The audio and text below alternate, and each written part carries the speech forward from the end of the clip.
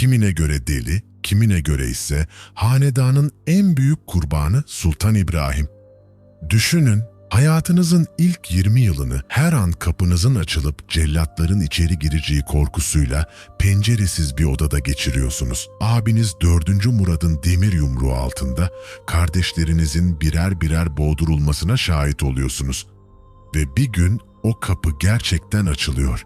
Ama sizi öldürmeye değil, dünyanın en büyük imparatorluğunun tahtına oturtmaya geliyorlar. 1640 yılında tahta çıktığında İbrahim'in ruhunda onarılmaz yaralar açılmıştı. O 20 yılını geçirdiği kafesten çıkmıştı ama aklını ve ruhunu o kafeste bırakmıştı. Ve bu durum ilerleyen zamanlarda vereceği akıl almaz kararlarda da karşımıza çıkacaktı. İbrahim'in omuzlarında aynı zamanda hanedanın devam etmesi için bir başka yük de vardı. Osmanlı soyunun hayatta kalan tek erkek üyesiydi. Eğer çocuğu olmadan ölürse 350 yıllık koca çınar kuruyacak, hanedan tarihe gömülecekti. Bu yüzden saray erkanı ve annesi Kösem Sultan, padişahın üzerine titriyor, onu sürekli hareme yönlendiriyordu. Sultan İbrahim'in iktidarının ilk yılları bir çocuğun Luna Park'ta serbest bırakılmasına benziyordu. Gücün sınırlarını test ediyor, devlet yönetimiyle değil hayal dünyasıyla ilgileniyordu. Saray halkı padişahın en çok havuz kenarında saatler geçirdiğini söylüyordu. Normal bir hükümdar balıkları ekmekle besler. Ancak İbrahim için maddi değer kavramı yitirilmişti. O, havuzdaki balıklara yem yerine çil çil altınlar, yakutlar atıyordu. Balıkların parıltılı cisimlere saldırmasını izlemek ona belki de çocukluğunda hiç sahip olamadığı bir oyun alanı sunuyordu. Bazı tarihçiler bunu delilik olarak yorumlasa da modern psikoloji buna farklı bir gözle bakabilir. Yıllarca karanlıkta kalmış birinin ışıltıya, parıltıya ve harekete duyduğu açlık ya da belki de her şeye sahibim, altın benim için çakıl taşından farksız deme şekliydi bu. Ama saray halkı İbrahim'in bu durumunun imparatorluk için ne kadar tehlikeli olduğunu farkındaydı.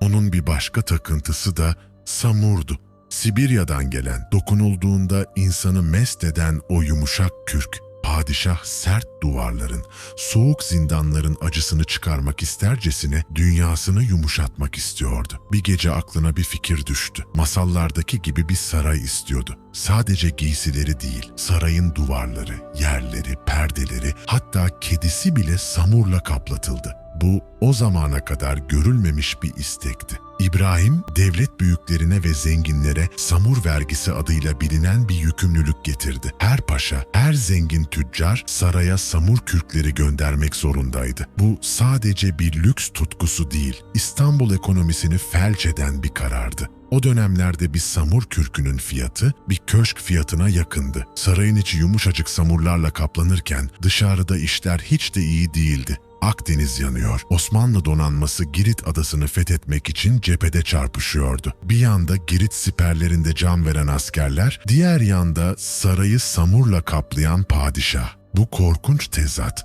halkın dişlerini sıkmasına, kahvehanelerde isyan söylemlerine neden oluyordu. Padişahın duyuları sadece samurun yumuşaklığına değil, kokulara da açıktı. Saray ağır bir amber kokusu altındaydı. İbrahim çorbasından kahvesine kadar her şeye misk ve amber katılmasını emrediyordu. İbrahim için hekimler çaresiz kalıyor, saray içerisinde bu duruma başka bir çözüm aranıyordu. İşte tam bu boşlukta Safranbolulu Hüseyin Efendi, namı diğer Cinci Hoca sahneye çıktı. Padişahın akıl sağlığını okuyup üfleyerek iyileştirebileceğini iddia ediyordu. Hüseyin Efendi, padişahın korkularını bir maden gibi işledi. Sarayın en güçlü adamı haline geldi. Devlet tayinleri, rüşvetler ve hediyeler artık onun onayından geçiyordu. Bir üfürükçü, koca imparatorluğun gölge sadrazamı olmuştu. Cinci Hoca gibi şarlatanlar yükselirken, devletin gerçek sahipleri can korkusuyla titriyordu. İbrahim'in öfkesi bir yıldırım gibiydi. Nereye düşeceği asla belli olmazdı. Bunun en acı örneği Sadrazam Salih Paşa'ya yaptıklarıydı. Padişah bir başka enteresan kararı İstanbul'da at arabalarının dolaşmasını yasaklayarak aldı. Bu ulaşımı felç eden ani bir karardı. Ancak yasağa rağmen sokakta yük taşıyan bir araba gördü ve faturayı sadrazamına kesti. Divan toplantısı günü devletin en tepesindeki isim olan Salih Paşa'yı huzura çağırdı ve sırf bu basit sebep yüzünden oracıkta cellatlara boğdurdu.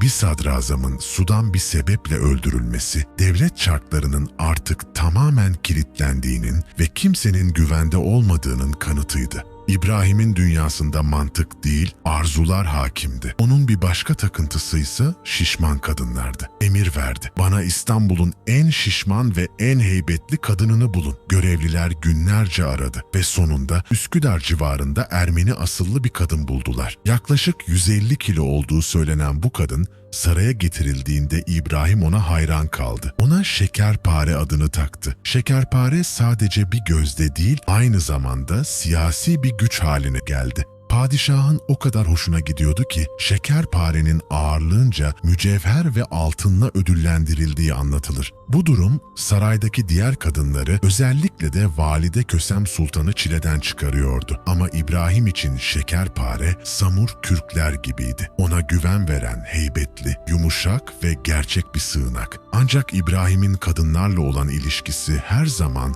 Şekerpare ile olduğu gibi oyunlarla, kahkahalarla dolu değildi. Ruhunun derinliklerinde çocukluğundan kalan o öldürülme korkusu zamanla korkunç bir paranoyaya dönüşmüştü ve bu korkuyla bir gece Osmanlı tarihinin en zor kararlarından birini alacaktı. Rivayete göre haremdeki cariyelerden birinin dışarıdan bir erkekle ilişkisi olduğu dedikodusunu İbrahim duyar. Hangi cariyenin bunu yaptığını araştırmak yerine bütün cariyelerin denize atılmasını emreder.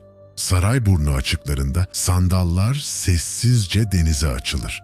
İçlerinde taş bağlanmış çuvallar ve o çuvalların içinde yüzlerce cariye vardı. Hatta bazı rivayetlerde bir dalgıcın boğazın derinliklerinde bu çuvalları gördüğü anlatılır. Sadece bir dedikodu yüzünden yaşanan bu toplu infaz, bardağı taşıran son damla olacaktı. Ve Osmanlı'da son genellikle acı olur. Ulema ve Yeniçeriler Sultanahmet Meydanı'nda toplandı. Talepleri belliydi. Sultan İbrahim'in tahttan indirilmesi. İbrahim'i uçuruma sürükleyen sadece isyancılar değildi. Onu tahta çıkaran annesi Kösem Sultan da artık oğlundan vazgeçmişti. İbrahim iktidarını paylaşmak istemediği annesini saraydan uzaklaştırmış, hatta rivayete göre onu Rodos'a sürgün etmekle tehdit etmişti. Kösem Sultan ocak ağalarıyla yaptığı gizli görüşmeyle oğlunun ipini tamamen çekecekti. 1648 yılının o sıcak Ağustos gününde 8 yıllık taht macerasından sonra İbrahim tekrar o eski yerine kafese götürüldü. Ama bu sefer orada uzun süre kalamayacaktı. Fetva verilmişti. Eğer bir halife akli melekelerini yitirip ümmeti helaka sürüklerse katli vaciptir. Son anlarında celladı Kara Ali'ye bakıp söylediği o sözler tarihin en acı yakarışlarından biridir. Benim ekmeğimi yiyen yok mudur? Bana kıymayın. Ama siyasetin vicdanı yoktur. İbrahim boğularak hayatını kaybeder. Bugün geriye dönüp baktığımızda Sultan İbrahim'i sadece balıklara altın atan deli olarak mı hatırlamalıyız? Yoksa kardeş katli korkusuyla aklını yitirmiş, sevgiyi ve güveni yanlış yerlerde aramış biri olarak mı? Daha fazla tarih içerikleri için kanalımıza abone olmayı unutmayın.